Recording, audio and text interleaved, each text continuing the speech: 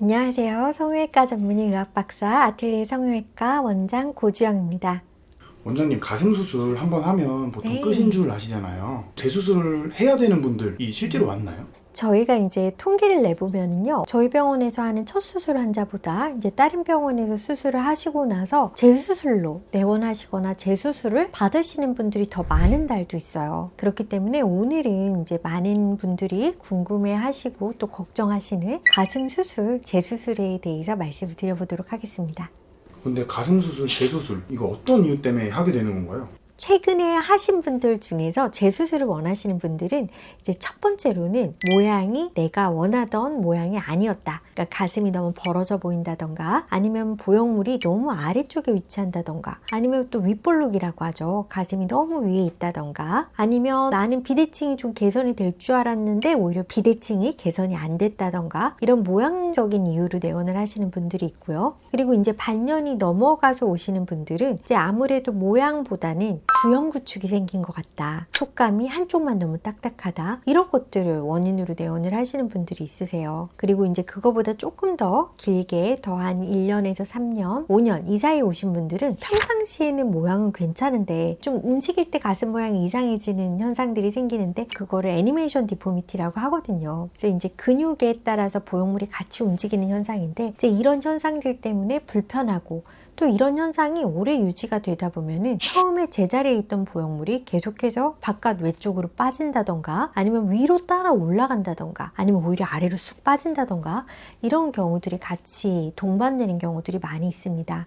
그래서 이런 걸 또 원인으로 내원을 하시기도 하고요. 그리고 옛날에 수술하셨던 분들 이런 분들 같은 경우에는 이제 보형물은 원래 자리에 그대로 있는데 내 가슴 조직이 그 위로 처지면서 가슴이 누가 봐도 좀 어색한 보형물 따로 내 가슴 따로 이런 모양을 보여주기 때문에 개선을 위해서 내원하시는 경우도 있고 그리고 예전엔 어떤 보형물들이 좀 촉감이 단단한 경우들이 있었어요. 그렇기 때문에 촉감의 개선이 가능한 요즘 보형물로 바꾸고 싶어서 내원하시는 분들이 있고요. 그리고 또 드물지만 이거를 우리가 이제 실리콘이 아닌 생리식염수 보형물이 터졌을 경우에는 바로 할 수가 있어요. 가슴이 갑자기 작아지거든요. 그렇기 때문에 한쪽만 터졌어. 그럼 이제 빨리 수술을 하시고 싶어 하시기 때문에 이런 걸로 내원을 하시기도 하고 그리고 이제 실리콘 보형물 같은 경우에는 가장 확실한 거는 우리가 초음파나 CT MRI들을 찍었을 때 보형물의 파열 소견이 관찰이 되었을 경우에 재수술을 위해서 또 내원을 하시는 경우가 있습니다. 되게 다양한 이유로 가슴 재수술이 이루어지는 거네요.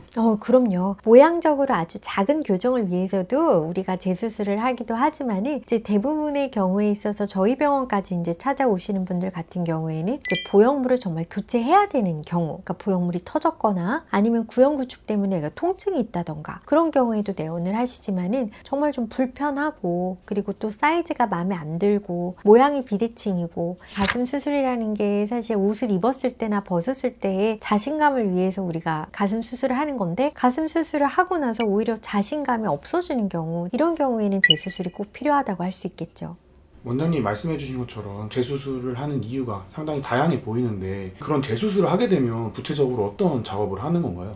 가슴 재수술의 원인에 따라서 치료 방법도 아주 달라질 수가 있어요. 예를 들어서 그냥 사이즈가 조금 불만족스럽다, 방의 모양이 조금 마음에 안 든다 이럴 경우에 있어서는 보형물만 교체를 해준다던가 아니면 원래 있던 방에서 방 모양만 조금 교정을 해서 있던 보형물을 그대로 사용하는 경우도 있고 가슴 보형물 주변으로 염증이 생기는 경우들이 있을 수가 있는데요. 이럴 경우에 있어서는 우리가 굉장히 지금까지 설명드린 재수술 케이스들하고는 다르게 빨리 보형물을 제거하거나 아니면 빨리 항생제 치료를 받는다던가 이런 것들이 필요할 수가 있고요. 그리고 피가 나면은 빨리 지혈을 해야 되는 경우가 필요할 수가 있죠. 그래서 이런 경우들은 매우 특수한 경우이긴 하지만은 아주 수술하고 직후에 나타날 수도 있고 그리고 조금 더 뒤늦게 나타나는 경우도 있는데 이렇게 급하게 재수술을 해야 되는 일들이 발생을 하게 되면은 환자분들은 너무 걱정하지 않으셔도 되는 게 내가 모를 수가 없습니다. 가슴의 모양이 부풀거나 색깔이 변하거나 아니면 통증이 발생하기 때문에요. 바로 병원으로 연락을 해서 조치를 받으시는 게 필요할 수가 있습니다.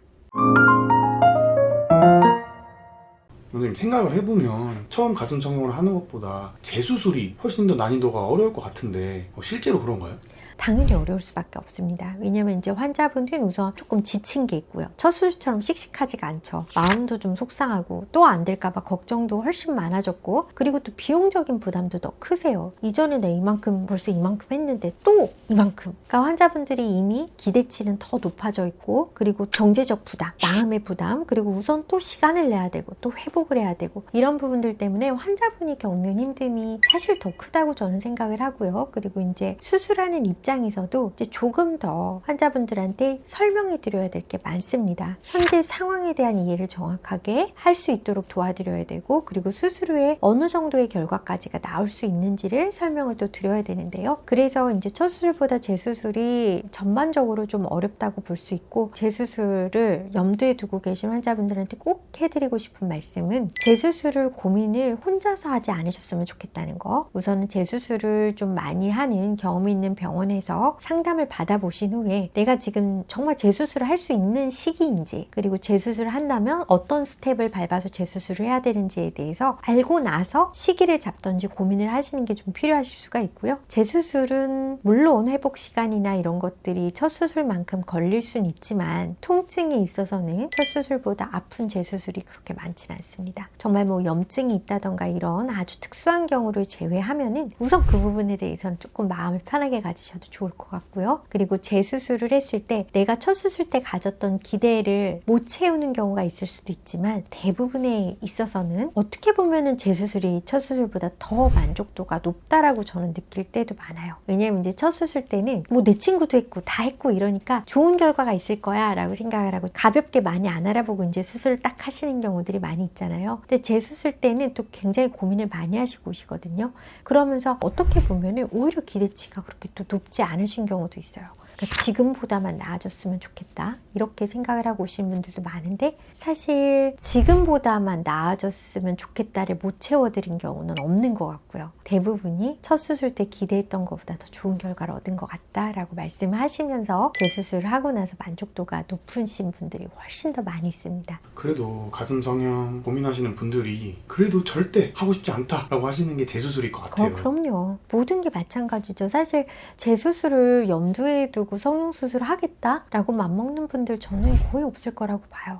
재수술만큼은 하지 않고 싶다라고 하시는 분들에게 좀 조언의 말 좀 해주실 게 있나요?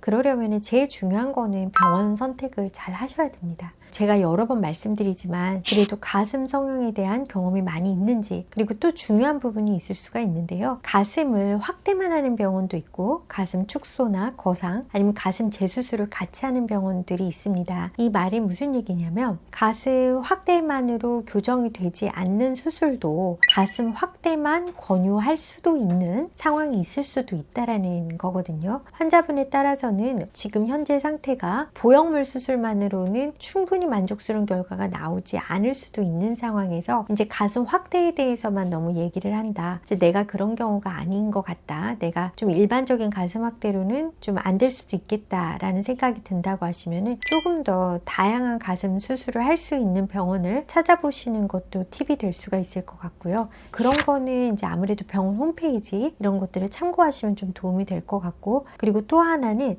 너무 저렴한 병원은 지양을 하시는 것이 좋습니다. 제가 여러 번 말씀드리지만은 싸고 좋은 게 있을 수가 없는 구조예요. 특히나 의료에 있어서는. 그렇기 때문에 비싸다고 무조건 좋은 건 아니지만 너무 저렴한 병원은 지양을 하시는 것도 내가 재수술을 피해갈 수 있는 여러 가지 방법 중에 하나일 거라고 생각이 듭니다. 그러니까 가슴 재수술에 대해서 오늘 얘기를 해봤는데요. 첫 수술이 정말 마지막 수술이 됐으면 저도 정말 좋겠습니다. 그래서 우리 환자분들이 수술을 정하기 전에 좀 다양하게 상담도 받아보시고 또 고민도 해보시고, 그리고 짧은 기간에 나 가슴 오늘 해야겠어 이거보다는 그래도 내가 가슴을 해야 되겠다라고 생각을 하면 브래지어도 좀 큰 것도 좀 차봤다가 내가 이런 느낌이 어떨지 한번 여러 가지 예측도 좀 해보고, 또 병원에 와서 또 3D도 한번 봐보고 이런 걸 경험을 좀 해보면서 조금 더 수술까지 신중하게 결정을 하셨으면 좋겠습니다. 지금까지 아틀리에 성형외과 원장 고주영이었습니다.